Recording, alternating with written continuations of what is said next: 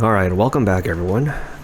Today, we'll be talking about blend modes. Okay, so I have this image from... it's a painting from Salzburg.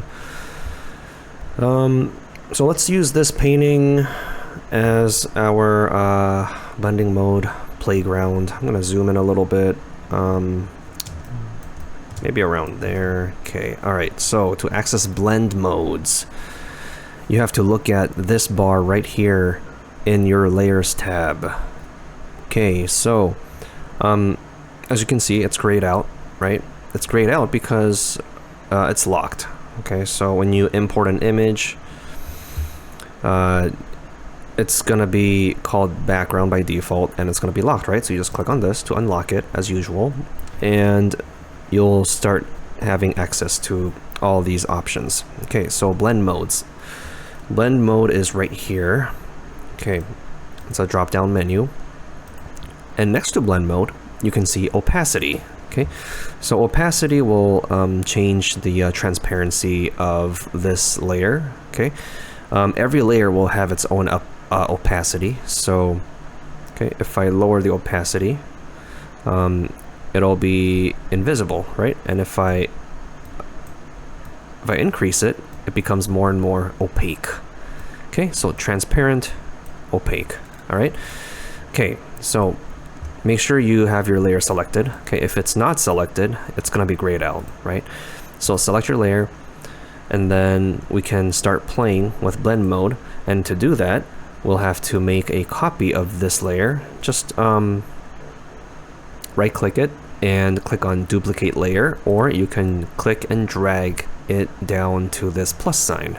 Okay, and then you'll make a copy. Okay, so right now we have two identical layers on top of each other. Okay, and this will help you understand blend modes better. Okay, so there are a few types of blending modes. Okay, so here's normal. Here's the ones that don't really touch up the shadows or the whites. Right here is called darken. These 5. Okay, so for these ones, the whites will be affected. The whites are affected, and then down here is called lighten, and for these the blacks are affected. Okay, so these 5 are called darken. Okay, it says darken right here, right? Then these 5 are lighten. Okay, and then this group of blending modes is called contrast.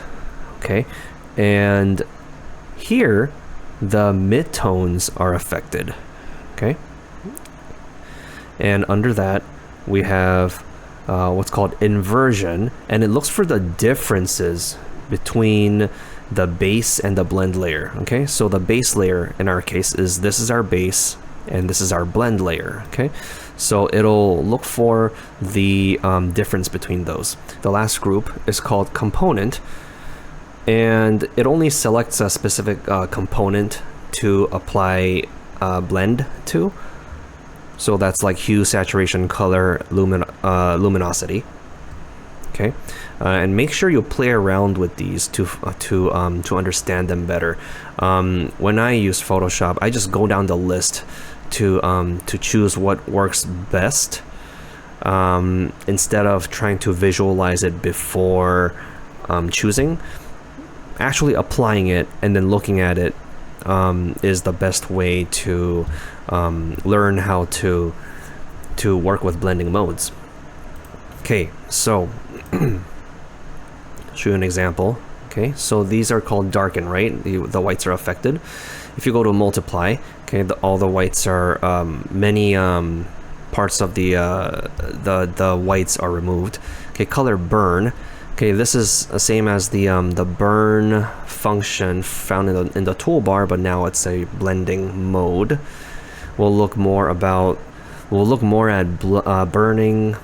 burning and dodging in the future. Okay, linear burn, darker color. Okay, and then here's some lighten blending modes. Okay, lighten, screen, color, dodge. Okay, dodge is the opposite of burn. Okay, and then overlay. Okay, these are all contrast. Okay, so soft light, hard light, vivid light, linear, pin, hard. Okay, and then here it's inversion, right? So which means it's looking for the differences in the base and the blend layers. Okay, so these two layers, right? And because there is no difference between these two layers, remember they're duplicates. I just duplicated them, right? So if you look at difference, it can't pick up any difference. So that's why it's completely black. Okay, so I'll show you what happens if I move the top layer and the images no longer match. Okay, so when I move it, as you can see, it starts to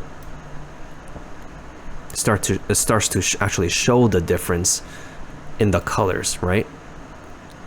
Okay, and then when you when the images are identical, it goes away. Okay, so